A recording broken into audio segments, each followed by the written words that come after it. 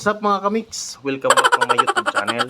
So for today's vlog pala mga kamix ay magbibigay ako ng tips sa inyo tungkol dito sa ating D10 na Hi-Fi Bass Power Amp.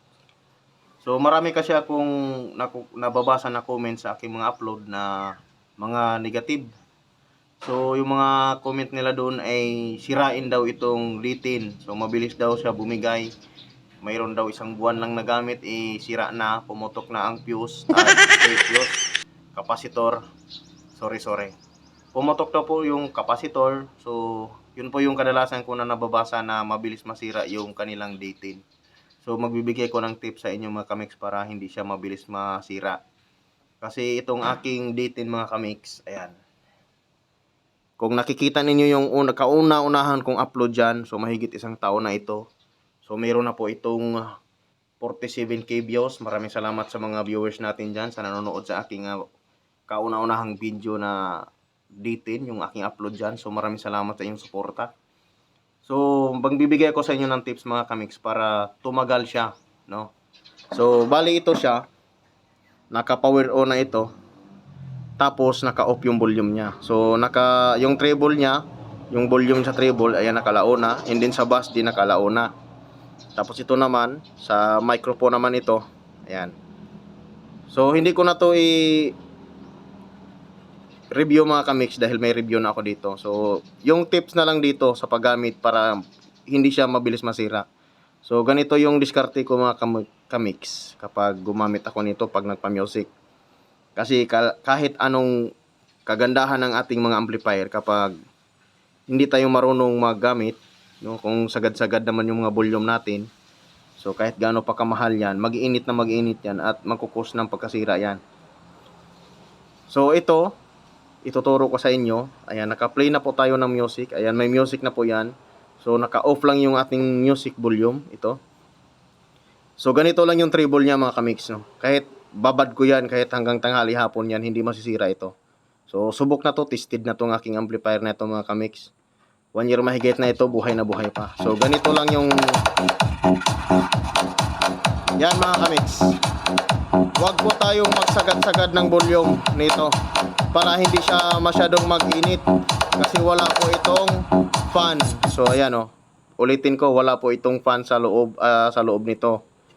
Wala pong fan yan. Kaya, pag sagad po yung ating treble, sagad yung ating bass, tapos sabayan mo ng sagad mo ng volume, iinit ito ng husto hanggang may bibigay na piyesa dyan. So kadalasan bibigay dito kung hindi IC, capacitor. So yan po yung kadalasan dyan, puputok yan or masusunog dahil sa sobrang init. Yan po yung maibigay ko na tip sa inyo. Dapat ang treble nya, wag isagad. And then also dito ang ating bass. Kahit alauna okay lang or alas 12. Yun, alas 2 pwede pa yan. Wag lang isagad dito sa pinakababa. Tapos ito ating volume naman, wag po nating isagad-sagad mga kamix, no? Ganito lang po yung pagpa-music ko kahit maghapon siya. Yan. Nakikita ninyo yan.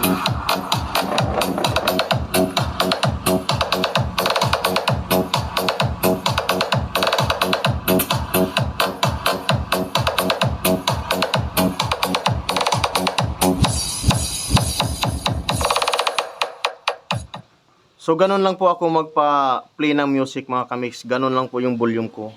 Minsan, sinagasagad ko yan. Pinapakita ko sa inyo na sinagad ko siya katulad niyan. Pero wag tayong magbabad. Wag nating ibabad ng husto kasi talagang iinit yan. Ang gamit kasi natin mga kamix ay nakasalalay din sa atin kung paano natin siya gamitin. So, kaya mabilis masira siguro yung mga gamit ninyo dahil sinasagad-sagad ninyo. So, sa akin kasi ganito lang ako magpa-music. Yan lang yung may bigay ko na tips para magtagal po yung ating D10.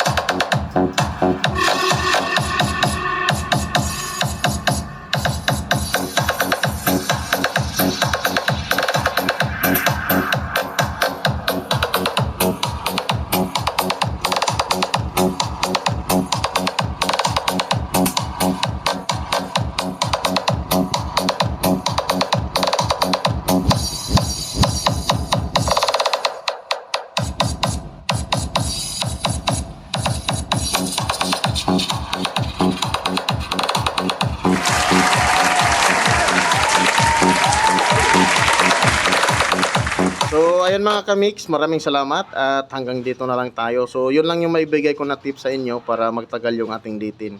Kasi ito mga kamix, tested ko na po ito, mahigit 1 taon ko na siyang ginagamit. So hindi po siya bumigay kasi ganun po yung aking paggagamit. So, hindi ko po sinasagad yung mga volume niya.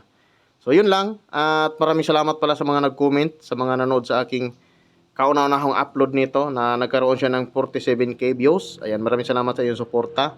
Sa mga viewers natin dyan, maraming salamat sa inyo. And God bless sa inyo mga idol, mga kamix. So hanggang dito na lang tayo. Maraming salamat.